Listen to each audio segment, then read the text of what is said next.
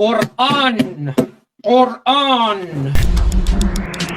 2015 থেকে 2020 সাল মাত্র 5 বছরের মধ্যে বিভিন্ন ধর্ম থেকে 4,20,000 মানুষ ইসলাম ধর্ম গ্রহণ করেছে। তাছাড়া প্রতি বছর এরা 20,000 আমেরিকান ইসলাম ধর্ম গ্রহণ করতেছে। আর তুই সেখানে কোন তুই কোরআনকে অপমাননা করে কথা বল। আর বড় বড় বিশেষজ্ঞ ও বিজ্ঞানীরা কোরআন শরীফের ভুল ধরতে গিয়ে অবশেষে ইসলাম ধর্ম গ্রহণ করে ফেলেছে। তুই মুহাম্মদ সাল্লাল্লাহু সাল্লামকে নিয়ে কটূক্তি করিস। Top 10 greatest man in the world. দেখ প্রিয় নবী হযরত মুহাম্মদ সাল্লাল্লাহু সাল্লাম সবার উপরে রয়েছে।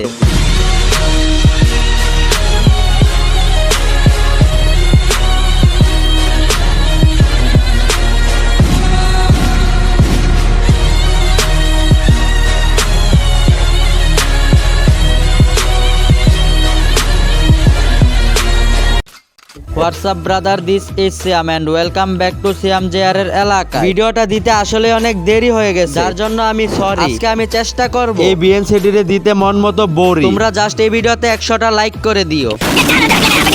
কতজন আসলো কতজন গেল, ওই শক্তিকর ফেরাউনের কথাই চিন্তা করো। এই ফেরাউন নাকি নিজেকে নিজে আল্লাহ দাবি করত, কিন্তু শেষ পরিণতি কি হলো আমিও একটা কথা বলে দিই, হাতায় নোট করে রাখো। কোরআন শরীফ আর হযরত মুহাম্মদ সাল্লাল্লাহু সাল্লাম নিয়ে যারা কটূক্তি করতেছে তাদের অবস্থা ওই ফেরাউনের মতন হবে, এটা খাতায় নোট করে রাখো। সবকিছু মেনে নিব, সয়ে নিব সব আগা। প্রাণপ্রিয় নবীকে নিয়ে কিছু বললে গটাই দিব বেগা।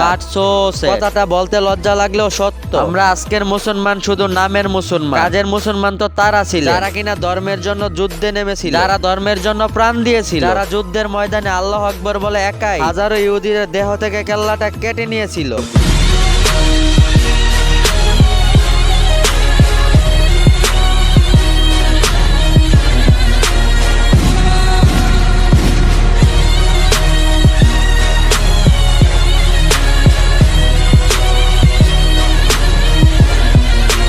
এদের খোঁচা মারার প্রথম ধাপটাই শুরু হয় হুজুর আর আলেমদেরকে দিয়ে। আর হুজুরদের কথা একটু কোনো ভুল পেলে এই গোলাঙ্গারের বাচ্চাগুলা যেন হাতে সোনার হরিং পায়। তখন একটা কথাকে নাড়াইতে চাড়াইতে এমন জায়গায় নিয়ে যায় আর আসলে কোনো ভিত্তি নাই। তাই একটা সময় তাদের মুখে যা আসে তাই বলতে থাকে। আসলে ইসলাম যদি তোর মতন সমীকরণতা সাপোর্ট করতো, তোর মতো গোলাঙ্গারের জন্ম তো কোনো সময় হতো না।